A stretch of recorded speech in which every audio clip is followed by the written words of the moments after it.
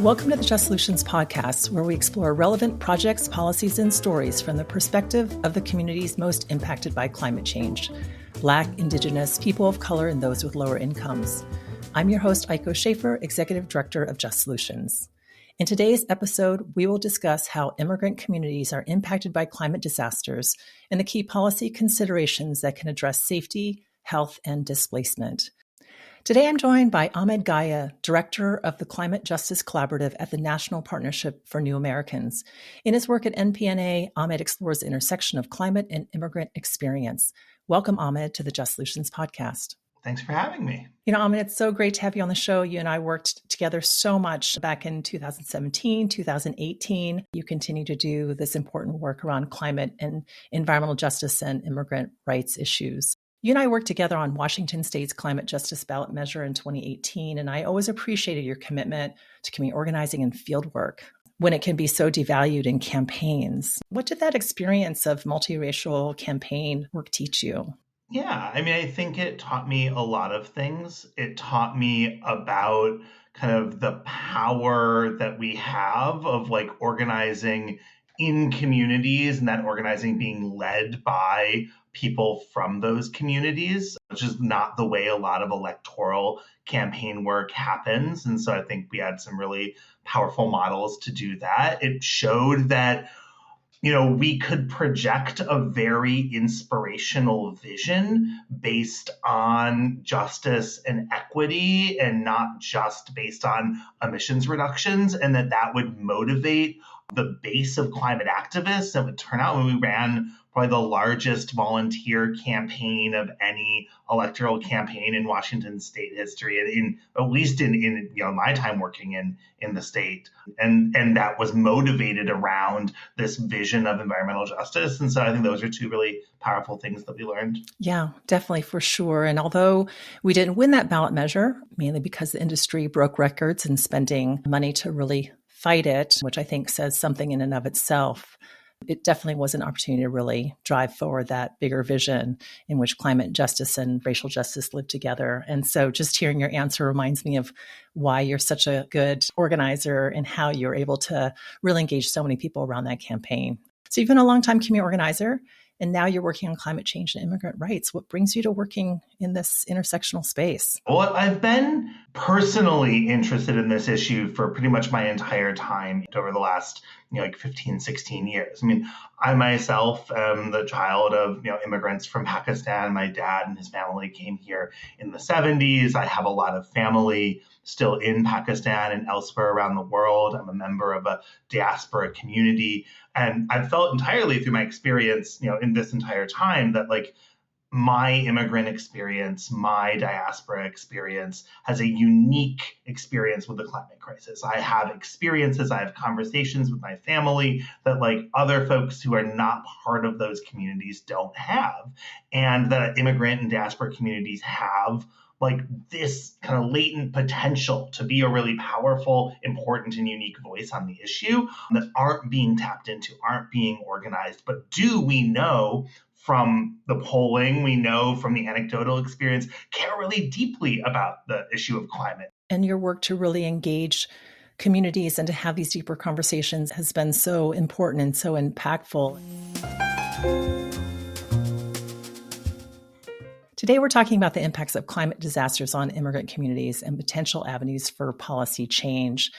So, Ahmed, help us understand the connection between immigration and climate justice. So at the Climate Justice Collaborative, we see immigrant communities as being on the front lines of the climate crisis in kind of two main ways.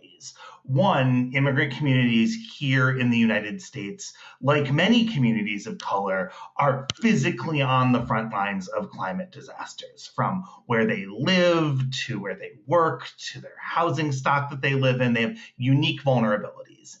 And some of those vulnerabilities to climate disasters and the ways in which they're uniquely impacted are unique to their status as immigrant communities or recently arrived, new Americans. At the same time, climate is rapidly becoming a major driver of migration globally. And while the bulk of that migration is going to be internally within countries from region to region. Some of that migration is, going to cross borders, and there are already climate displaced people here in the US. Climate makes all of the existing kind of causes of migration, whether that be the decimation of agricultural lands to political instability to violence and persecution. It accelerates them and makes them worse. And so immigrants must care about climate, and we see climate as a future flow of folks who are both here in the U.S. already and are coming because of climate, and how immigration needs to be in thinking about how we build a more interconnected world, provide safe and welcoming pathways to folks to seek refuge as a core part of our climate strategy. And so, Ahmed, when we kind of focus in on the particular challenges that immigrant communities face with climate disasters, at Just Solutions, we've written papers about the historic elements and layering aspects of people's condition, whether that be poverty, existing health conditions, and so forth. And so it has this magnifying effect, or rather a deepening of challenges that people face to be able to bounce back from a climate disaster, or to be relegated to parts of our communities that are more polluted, less clean, less economically thriving. So what are the challenges, more specifically, that immigrant communities face with climate disasters? Immigrant communities face unique vulnerabilities kind of at every stage of the disaster process, from where they live to a lack of investment and a lack of information and preparation, to the immediate response being left out of kind of immediate warnings and responses around disasters, to being left out of the recovery process. So I think one thing that's been really striking in the research over the last couple of years is just kind of like the picture of where immigrant communities live are in these very highly prone areas to climate disasters. And it's not just kind of like on the coast or what we would normally think. This also includes big swaths of rural America. Research came out a couple of years ago that we've been highlighting that the Latinos are twice as likely to be at risk of severe wildfire than any other demographic in America, significantly higher than white Americans. And that really is reshaping the way we think about like the rural West and like who is living in these wildfire prone communities. And so that's just, first of all, like, where are folks living? Then it comes down to like our communities tend to live in housing stock that is more vulnerable to these disasters. They're renters, their landlords are less likely to make repairs and kind of make their homes more livable afterwards, or are likely to take recovery money and, gentrify the building or the neighborhood and use it as an excuse to kick out the existing immigrant tenants. Our communities are like underinvested in both the resources of like just basic measures, like, when it comes to floods in the Midwest or New York City, like where you live in the communities that don't have adequate stormwater drainage, that don't have adequate, sewer infrastructure. And so our communities are being flooded more heavily and are not the communities that are being targeted with state and federal funds like FEMA BRIC funds, et cetera. When it comes to planning, in 2019, the California State Auditor's Office put out a report which said that emergency officials at the state and county level routinely overlook the state's most vulnerable populations in their plans for disaster preparation for foreseeable disasters like floods, wildfires, et cetera. And that's everything from like how are they going to communicate, to where are disaster shelters located, to what kind of services are located. That is really palpable for a lot of people. Like, there's a very strong lack of language access in most places, both in terms of like immediate kind of the preparation and information about what the risks is the area you're living in, but also just in terms of who's getting what emergency alerts of what's coming your way. And the recent tornadoes in Tennessee, some of the victims that were most severely injured by that in our immigrant community, like, they had no idea we were even under a tornado warning because there was no information coming out from official channels in language and in the channels that they pay attention to because they're in their language and they're culturally relevant to their community. And then in that recovery process, our communities face a bunch of barriers. The first one just being systemic exclusion. So, based on immigration status, many people are excluded from recovery benefits to compensate them when they lose everything in one of these disasters. And because of that, immigrant communities are the least likely to return to a community or a location after a natural disaster. So really, kind of at every stage of the way, there are unique challenges, many of which overlap with other environmental justice communities, and many of which are quite unique to immigrant communities themselves. Yeah, and I wonder, it's helpful to think about things in that way, in the breadth and depth of what you share. I think what we've talked a lot about on this show is that these situations are not by accident, right? Many of them are intentional policy, intentional fiscal decisions. So I'm wondering, Ahmed, we're in this moment where there is a lot of conversation around U.S. immigrant policy, around immigrant rights issues. To what extent is the deeper current political dynamic, sort of driving the conditions and the challenges that you raise? Yeah, it's absolutely driving those challenges. We are in a moment of rising xenophobia. We are in a moment where we're seeing plummeting support for immigrant communities and for immigration reform among all segments of the US population. And we're seeing kind of this Washington consensus on militarizing our border and implementing these very brutal authoritarian policies at the border. So that context is not just affecting the border and these conversations about safe pathways and asylum. It's bleeding into immigrant communities and their access and inclusion here in the US as well. So really very explicitly going after kind of this scarcity mindset around these increasing climate disasters. And that's a tactic that we've seen really kind of spearheaded and pioneered in Europe. We've also seen in other places where, you have a population which is much more kind of universally accepting of climate change. And so even those right-wing parties accept that climate is reality, but their, response to it is, well, we're going to make sure that money goes to white citizens and not brown citizens. And so we're starting to see some of that politic play out in the US. Yeah. Well, and you mentioned early on, you're a son of an immigrant parent. I'm a daughter of an immigrant parent. Almost everyone in the US has immigrant ancestry, unless you're an Indigenous person. And so I think my question is that given climate change, we can only assume that the migration challenges will only grow with time. And so in that larger kind of context of this very divisive, racist discussion that we're having as a country, how do you see us getting out of that? For people who are distant from their immigrant ancestry and identity or recognition, what would be sort of our vision and what is the more united opportunity or benefit of us being more of a welcoming, inclusive country? I think the vision that we need to present is that it is just not possible for us to face the challenge of the climate crisis and what it means for our communities around the world without increasing folks' access to mobility and folks' access to seek refuge in safe pathways.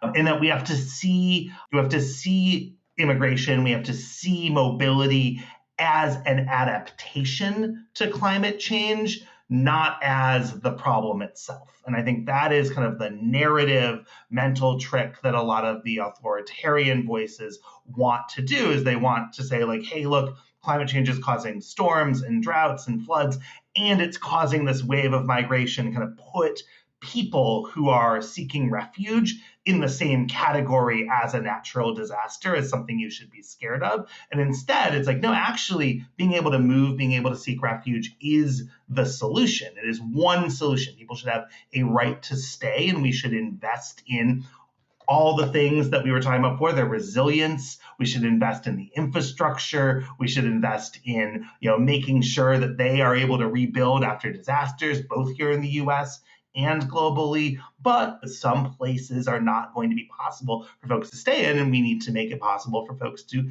move from those places. And that is also going to be key to our strategy to combating climate change, because to do that, we're going to have to build a lot of stuff. We have to build a lot of green infrastructure. And the people who are rebuilding American cities after climate disasters, who are building utility scale wind and solar across America, a huge percentage of those folks are immigrants in our immigrant communities, many of them undocumented. Well, thank you for laying out that vision and recognizing, the more positive possibility. I think it is always it is greatly disappointing that people are leaving countries with authoritarian governments only for us to emulate that approach or that sort of ideology, given we are, again, a country of immigrants. So when you think about getting to where we need to go, are there examples of innovative solutions or community-led initiatives that have helped immigrant communities in the face of climate disasters? There's a lot of work happening at the local level, and I'd say that there has been sort of an explosion of experiment and policy in the wake of the COVID pandemic. So really in 2020 is when we start to see for the first time states setting up emergency disaster funds for folks who are not eligible for FEMA and other federal disaster relief. And they first kind of set it up in the context of pandemic funds, pandemic unemployment insurance for undocumented folks. But then we saw those models taken in a bunch of places, like in New York after Hurricane Ida, and in California after the Pajaro floods last year. Similarly, in Hawaii, there's a small fund and advocacy for more funding for immigrant communities for the large number of folks who are not eligible for these federal money to rebuild, but are huge percentages of some of these communities. Sometimes 30, 40, more than 50% in the case of Pajaro, of that community that was decimated, non-eligible for FEMA funds. And that covers folks with a lot of different statuses.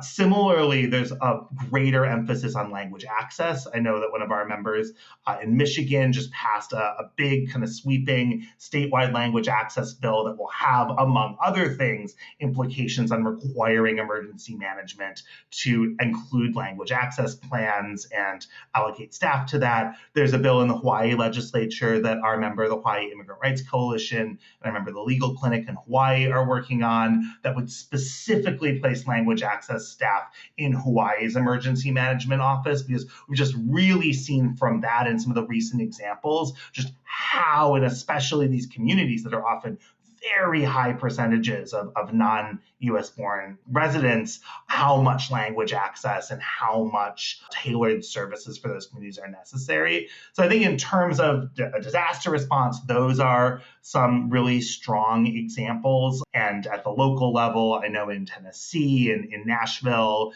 in Louisiana, and kind of Baton Rouge and New Orleans, we have members that are kind of working on similar things at the county and the city level. In terms of the other side is making sure that the opportunity is there for our communities to build prosperity in the green economy. We know that there is major labor shortages in a lot of the key industries that we need for the green economy: electricians, HVAC installers, a huge percentage of the workforce on utility scale wind and solar, as I pointed out, is folks from Latin America and the Caribbean, actually, and many, many undocumented. And so there's a need for kind of a major investment in workforce training programs. And simultaneously, there's been a really big disinvestment in a lot of parts of the country in exactly those kinds of workforce training programs.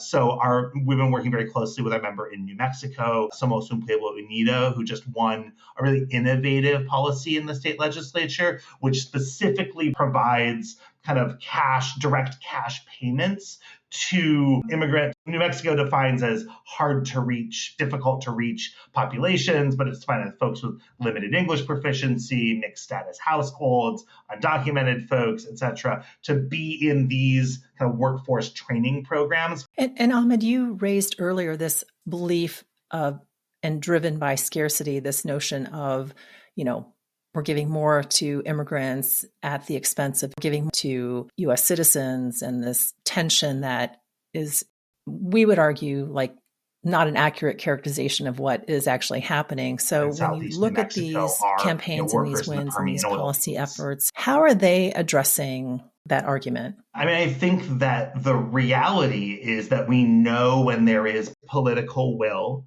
we have the ability to face these challenges. And the narrative of scarcity that really a lot of the authoritarian policy and mindset is built on is a lie. It is false. So on the immigration front, we look at the resettlement of Afghan refugees, we look at the resettlement of folks from Ukraine, and we see the ability to do tremendous things when there is political will that do not actually break the budget or strain our resources to the breaking point. So we know when we want to do these things, we can. When we look on the ground at how we're allocating our resources, we know that white communities, and even at the individual level, white residents build wealth after natural disasters on average. They come out of that because of their FEMA benefits, because of their rebuilding, because of this, on average, with more wealth than they had 5 years later than before it. And residents of color lose wealth.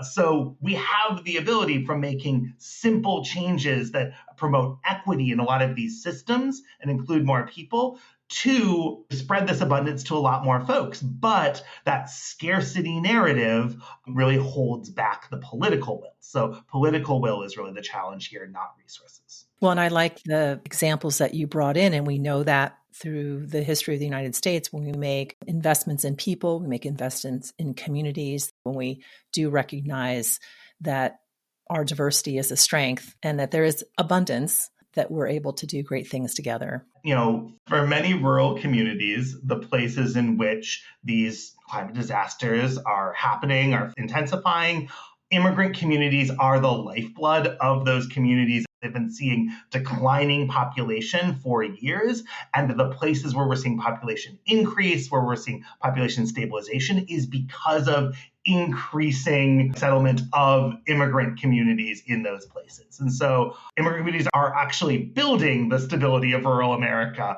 Well, and as you said, too, contributing to the financial well-being of communities, paying taxes, contributing in many important ways. I think there are a lot of EJ groups that are actively working with immigrant groups, immigrant rights leaders in their communities, and have really tackled this work of intersectionality and really building broad-based strategies and solutions in their community. And so for those groups that are not doing that, I think that's really great advice. Ahmed, I think the other thing that's really important is that, we know that climate change is a global issue. It's a global concern.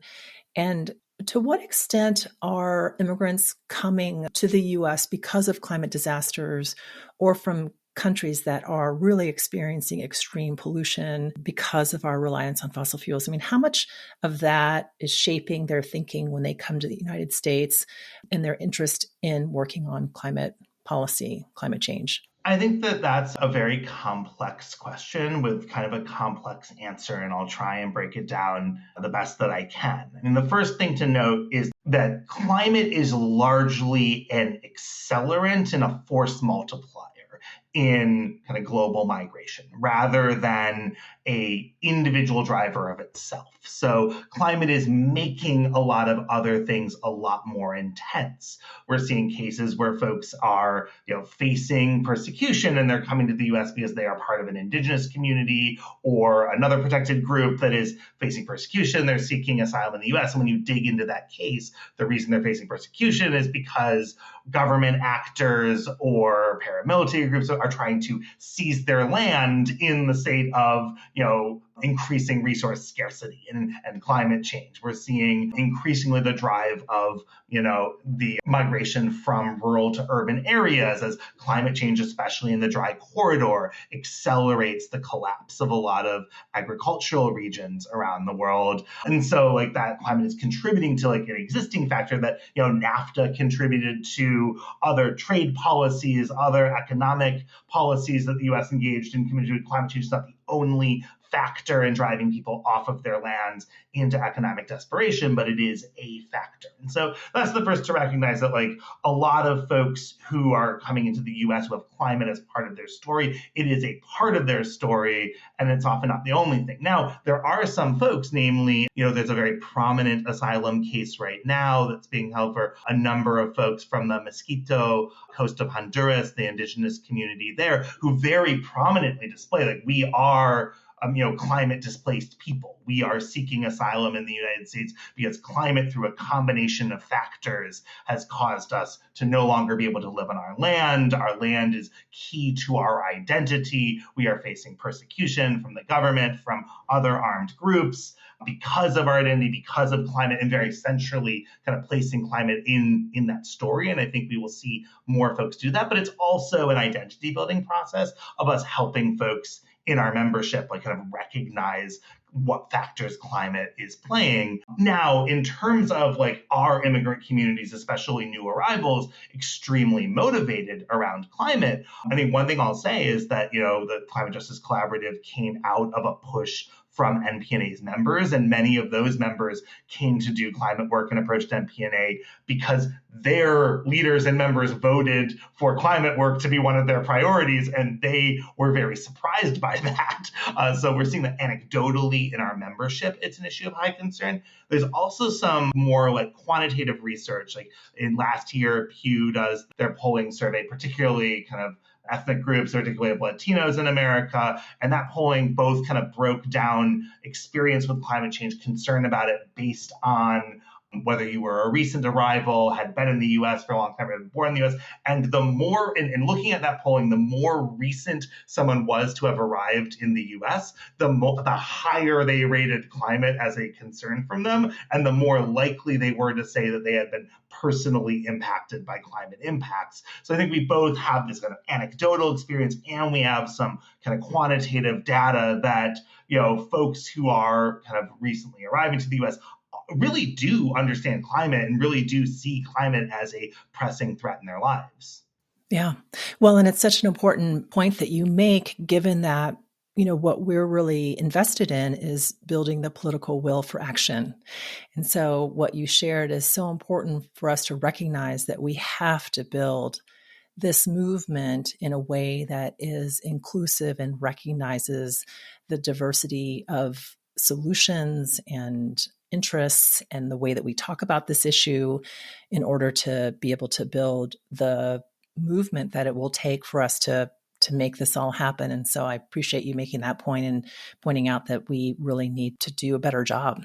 I think we're really behind on building the movement that we need, and to rely solely on the mainstream environmental movement to really figure this work out when there are so many groups that you work with, groups that we work with, who are out there organizing their communities, coming up with innovative solutions, and really appreciate the work that you're doing to engage and bring in the immigrant rights story, interests, and solutions into the climate discussion. So what recommendations would you suggest for EJ groups interested in incorporating immigrant rights advocacy into their climate justice work? I think that there are kind of two core things that we've learned. The first is that I think a lot of the issues that apply to immigrant communities in this area can be classified as environmental justice issues, are either overlapping with or very similar to.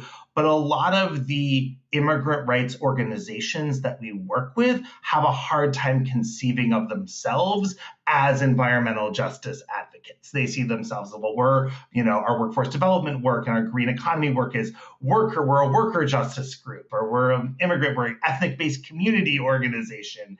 And so not just assuming that EJ language is going to like that identity and framing is going to bring folks in, and really bringing in those organizations into the work. And so I think that has been our key, is to we build a project that is rooted within an existing immigrant rights coalition that had reputation in that space and could leverage a lot of immigrant rights organizations. We have members now in over 43 states, who don't see themselves as environmental justice or climate justice groups, but are now doing climate work.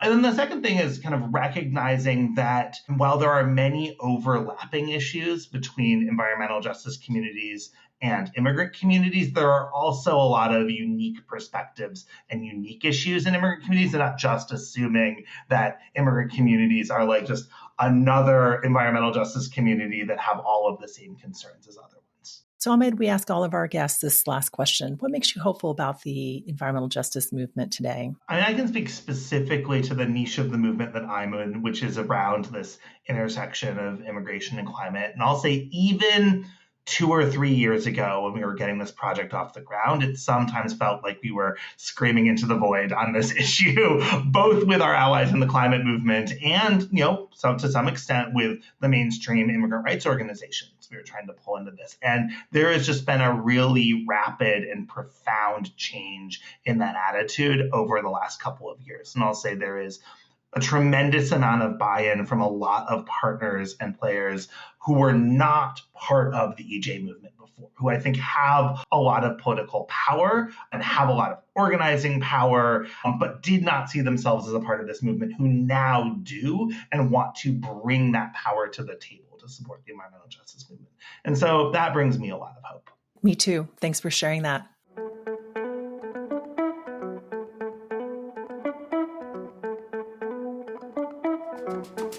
Thank you, Ahmed, for being with us today, and thanks to our listeners for joining us on the Just Solutions podcast. Special thanks to our producer, Taylor Ward, and our recording engineer and editor, Angel Bautista. If you enjoyed this episode, leave us a review wherever you listen to podcasts. If you'd like to know more about Just Solutions or to financially support this podcast and our work, visit our website at justsolutionscollective.org. You can also follow us on Instagram, LinkedIn, Twitter, and Facebook for the latest updates. Together, we are driving community-created and equity-centered solutions to the climate crisis. We hope you'll join us for our next episode.